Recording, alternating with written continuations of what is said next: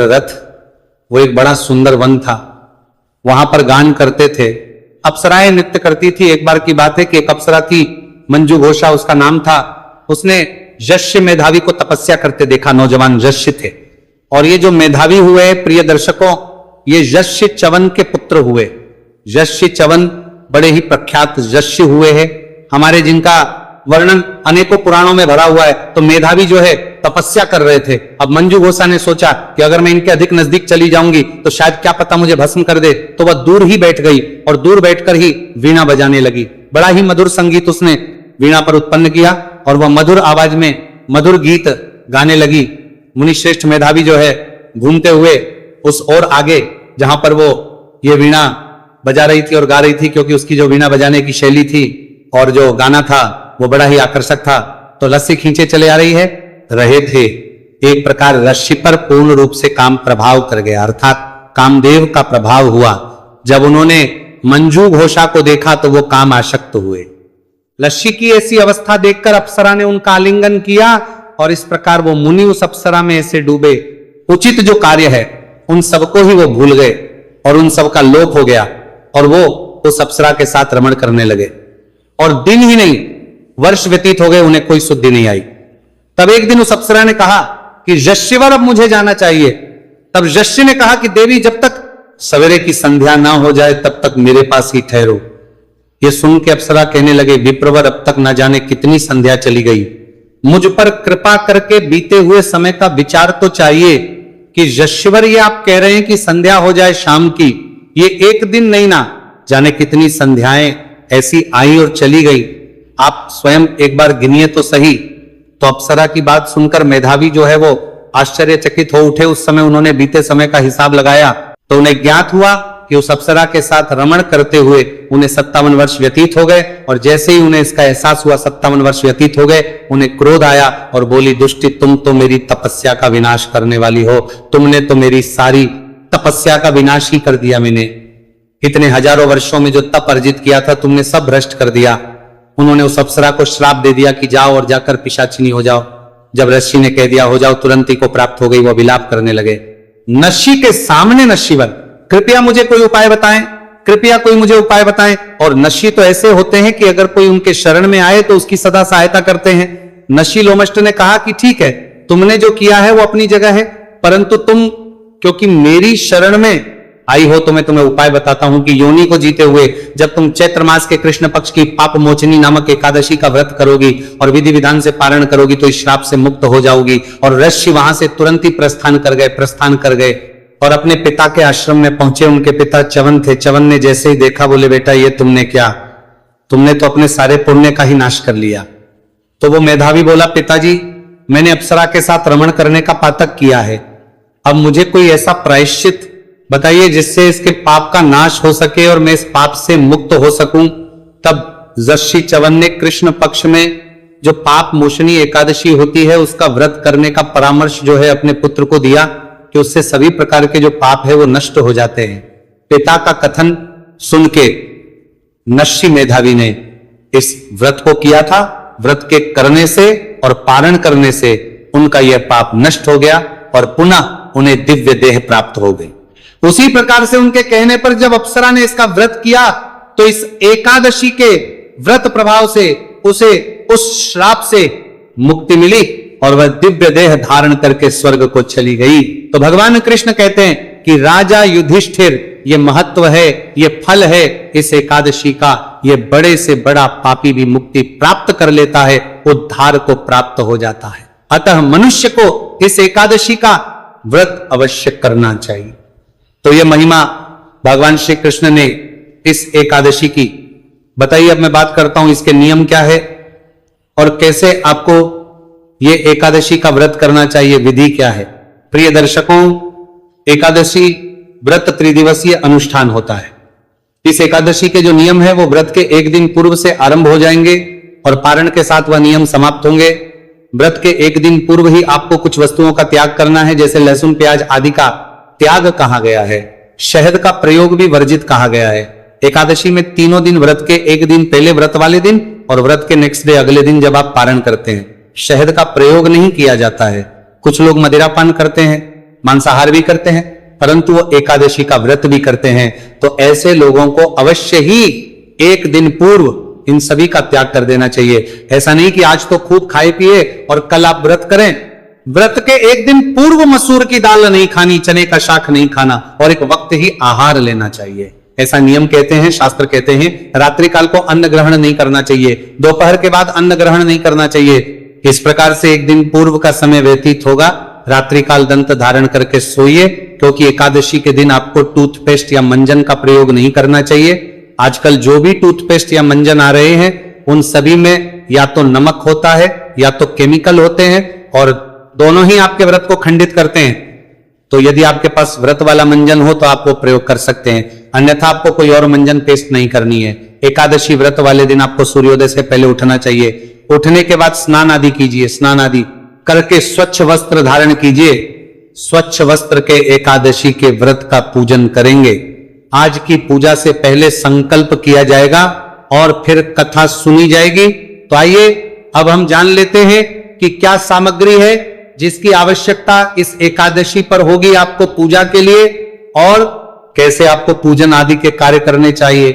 पूजा की संपूर्ण विधि में अलग से रिकॉर्ड करूंगा, यहां संक्षेप में मैं आपको जानकारी दे देता हूं और उसके बाद फिर मैं आपको बताऊंगा कि इस एकादशी में खाना क्या है, आहार क्या लेना है, कब खाना चाहिए, तो प्रिय करने चाहिए। दर्शकों, एकादशी वाले दिन स्नान आदि से निवृत्त जो भी आपका पूजा स्थल है वहां पर साफ सफाई आदि करके और एक चौकी स्थापित करेंगे। सामग्री एक बार आप नोट कर लीजिए क्या क्या आवश्यक रहेगी। भगवान नारायण का कोई भी स्वरूप आपके पास हो तो उनकी कोई प्रतिमा हो तो प्रतिमा लीजिए, प्रतिमा नहीं तस्वीर है तो तस्वीर लीजिएगा। उनको स्थापित करने के लिए एक चौकी की आवश्यकता होगी। चौकी पर बिछाने के लिए लाल या पीला वस्त्र लीजिएगा। भगवान के सामने घी का दीपक रखना है तो एक दिया लीजिएगा, उतनी ही मात्रा में घी चाहिएगा। रोली, मौली, पान, सुपारी, लौंग, इलायची, धूप, दीप, इत्र, जनेऊ। खुले फूल हो तो फूल ले लीजिए, माला मिल जाए तो माला ले लीजिएगा। पंचामृत बनाने के लिए कच्चा दूध, दही, शक्कर और गंगाजल, ये चीजें आपको लेनी है। शहद का प्रयोग नहीं होगा, थोड़ी थोड़ी मात्रा में ये ली जाएंगी। ये सभी सामग्री आपने एकत्र कर लेनी है। एकत्र करके पूर्व दिशा की ओर मुख करके बैठ जाइए। जो भी आपका पूजा स्थल है वहां पे सारी सामग्री लेके एक लोटा लीजिएगा तांबे का, उसमें पहले थोड़ा सा गंगा जल भरिएगा, फिर शुद्ध जल भरिएगा और सबसे पहले उस स्थान का शुद्धिकरण करेंगे, फिर सामग्री का शुद्धिकरण साथ के साथ करेंगे। क्योंकि ये सामग्री आप तक आने से पहले न जाने कितने हाथों से होके निकली है, कौन किस अवस्था में था, इसीलिए इसका शुद्धिकरण आवश्यक होता है। भगवान को अर्पित करने से पहले लोटे में जो जल भरा है फूल के माध्यम से उस जल के छींटे दीजिए सामग्री के ऊपर और उस स्थान पर जहां आपने पूजा करनी है। ओम अपवित्र पवित्रो व सर्वावस्था गतोपिवा यह स्मृत पुंडरीकाक्षं स बाह्याभ्यंतर शुचिह। इस प्रकार जल छींटे देख के आपने शुद्धिकरण किया है और चौकी को बिछाइए। चौकी पर लाल या पीला जो वस्त्र है वहां बिछाइए। भगवान नारायण की स्थापना करेंगे। भगवान की तस्वीर या प्रतिमा जो आपके पास है वहां विराजमान कीजिए। उनके सामने दीपक रखिए। गीता दिया रख रहे हैं तो भगवान के सीधे हाथ की ओर रखिएगा। तेल का दिया रख रहे हैं तो उल्टे हाथ की ओर रखिएगा और उसके विपरीत दिशा में धूप विराजमान कीजिए, धूप स्थापित कीजिएगा। ध्यान दीजिएगा, दीपक को आसन अवश्य देना है। तो आसन के रूप में पुष्प रख दीजिएगा, उसके ऊपर दीपक विराजमान कीजिएगा, या थोड़े से गेहूं, बाजरा, जो भी आपके पास अनाज हो वो भी आसन रूप में दे सकते हैं। पुष्पोत्तम में पुष्प रख दीजिएगा। भगवान नारायण को भी आसन दिया जाएगा, वो मैं अभी आपको आगे बताऊंगा कैसे देना है। इस प्रकार से आपने स्थापना कर लेनी है। स्थापना करने के बाद एक किसी छोटे पात्र में थोड़ा सा जल भरिए। गंगा जल युक्त जल जो आपने लोटे में भरा है उसी में से थोड़ा सा उसमें डाल लीजिए। ये आपके अपने के लिए और हाथ धोने के लिए है। इस प्रकार स्थापना करके आपने पूजन करना है। पूजन कैसे करना है संक्षेप में वो भी एक बार समझ लीजिए। आसान लगा के बैठ जाइए। सबसे पहले जो मैंने दूसरे पात्र में जल भरवाया है थोड़ा सा हाथ धोने के लिए उसमें से 1 चम्मच जल सीधे हाथ पे लीजिए और हाथ धो लीजिए। हाथ धोने के बाद 3 बार आपने जलाजमिनी करनी है। 1-1 चम्मच जल, और चम्मच बहुत बड़ा चम्मच, इतना चम्मच होना चाहिए जिसमें 2 बूंद जलाए, क्योंकि जो लोग व्रत करते है ना उनको ज्ञात हो कि निर्जला एकादशी व्रत में 6 मासा जल आचमनी के रूप में लेने में कोई दोष नहीं है। ये शास्त्र कहते हैं, क्योंकि आचमनी तो की ही जाती है पूजा में, तो एक एक मंत्र पर एक एक चम्मच जल, जिसमें 2 बूंद जल हो, वहां आपको पी जाना है। ओम माधवाय नमः जल लीजिए, सीधे हाथ पे पी जाइए। ओम केशवाय नमः जल लीजिए, सीधे हाथ पे पी जाइए। ओम नारायणाय नमः जल लीजिए, पी जाइए। ओम नारायणाय नमः हाथ पे जल लीजिए और हाथ धो लीजिए। अब अपने आप को तिलक कीजिए, मौली बांधिए। पारिवारिक जन बैठकर यदि पूजन कर रहे हैं तो उन्हें भी तिलक कीजिए, मौली बांधिए। दीपक को प्रज्वलित कीजिए और धूप को प्रज्वलित कीजिए। धूप दीप जलाएं आपने। धूप दीप जलाने के बाद पुनः अपने सीधे हाथ पे जल लीजिए, हाथ धो लीजिए। अब आप सबसे पहले व्रत पूजन का संकल्प करेंगे, फिर हम भगवान का आवाहन करते हुए पूजन को बताएंगे। संक्षेप में बताएंगे, सभी मंत्रों के साथ नहीं, क्योंकि बहुत बड़ा वीडियो हो जाता है। जब सारी पूजा विधि हम यहां बताते हैं तो संकल्प करने के सीधे हाथ पर जल लीजिए। पुष्प है तो पुष्प ले लीजिए। 1 रुपए का सिक्का दक्षिणा के रूप में रख लीजिए। अधिक जो रखना चाहे रख सकते हैं। 3 बार बोलिए ओम श्री विष्णु, ओम श्री विष्णु, ओम श्री विष्णु।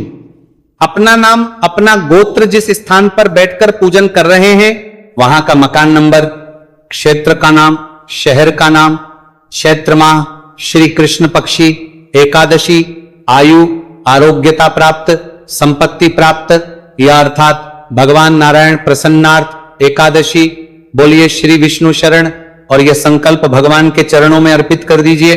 संकल्प करने के बाद हाथ में 5 पुष्प ले लीजिए और भगवान से निवेदन कीजिए कि हे प्रभु, हे भगवान विष्णु, ये पुष्प मैं आपको आसन के रूप में अर्पित कर रही हूं या कर रहा हूं।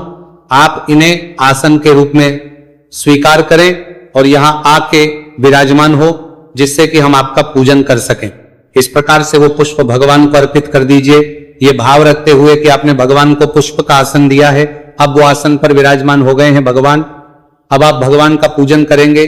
पूजन करने के लिए सबसे पहले भगवान को उपाध्य, फिर अर्घ्य, फिर आजमनी कराएंगे, स्नान कराएंगे, फिर पंचामृत से स्नान कराएंगे, पुनः शुद्ध तक स्नान कराएंगे। उसके बाद वस्त्र के रूप में मौली का टुकड़ा तोड़ के अर्पित कीजिएगा।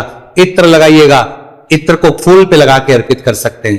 तिलक लगाइएगा भगवान को, तिलक लगा के फूलों की माला, पुष्प अर्पित कीजिएगा। फूल माला, पुष्प आदि अर्पित करने के बाद भगवान को धूप दिखाइए, दीप दिखाइए और नैवेद्य के रूप में भोग अर्पित कीजिए भगवान को। भोग में आप मिठाई अर्पित कर सकते हैं, छतु फल अर्पित कर सकते हैं। आम का समय आ गया है, अगर आपके यहां आम उपलब्ध है तो भगवान को अर्पित कीजिएगा, या आप मिश्री, बताशा जो आपके पास है वो अर्पित कीजिए। भोग अर्पित करने के बाद आचमनी कराइएगा। 1 चम्मच जल लीजिएगा, भगवान को आचमनी के रूप में अर्पित कीजिएगा। आचमनी के बाद अर्पित किया जाता है तो तांबुल का जो है वो पान का पत्ता लीजिए, उस पे 2 लौंग, 2 इलायची, 1 सुपारी रखिए और भगवान को अर्पित कीजिए। शुभ दक्षिणा, जो भी दक्षिणा अर्पित करनी है वह दक्षिणा अर्पित कीजिए और हाथ जोड़ के भगवान को नमस्कार कीजिए। इस प्रकार से आपने आज के दिन की पूजा करिए। ये पूजा करने के बाद अब आपने एकादशी की कथा सुननी है। कथा सुनने के बाद विष्णु शास्त्र नाम का श्रवण करना है और फिर भगवान की आरती करनी है। ये तीनों ही चीजें आपकी सुविधा के लिए सदैव एक वीडियो में अपलोड करता हूं, एक ही में, उसी में कथा भी होती है, उसी में विष्णु शास्त्र नाम भी होता है और आरती भी, और वो थोड़ा फास्ट होता है, इसीलिए आपका समय भी बचता है। इसीलिए उस वीडियो को अवश्य देख लीजिएगा। कम समय में संपूर्ण कथा और शस्त्रनाम आदि आपको प्राप्त हो जाएगा। आरती करने के बाद फिर आप नियमों के अनुसार दिन को व्यतीत करेंगे। आगे के नियम यह है, शांतचित्त रहते हुए भगवान के चरणों में मन को लगाते हुए दिन को व्यतीत कीजिए। किसी के साथ अनुचित व्यवहार न कीजिए, क्रोध न कीजिए और ब्रह्मचर्य पालन करते हुए दिन को व्यतीत कीजिए। सायंकाल को कीर्तन करना चाहिए, कीर्तन की महिमा है।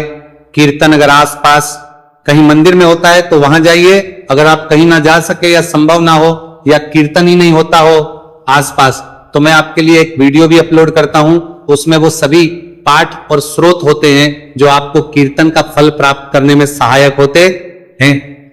क्योंकि भगवान नारायण कहते हैं कि जो नाच के गा के मृदंग आदि बजा के कीर्तन नहीं कर सकते, वो इन पाठों को सुन के कीर्तन का लाभ ले सकते हैं। तो उनको सुन लीजिएगा, वीडियो आपको प्राप्त हो जाएगा व्हाट्सएप पर अवश्य, क्योंकि मैं वहां सीधे लिंक आपको भेज देता हूं तो आसानी से आपको वीडियो मिल जाएगी।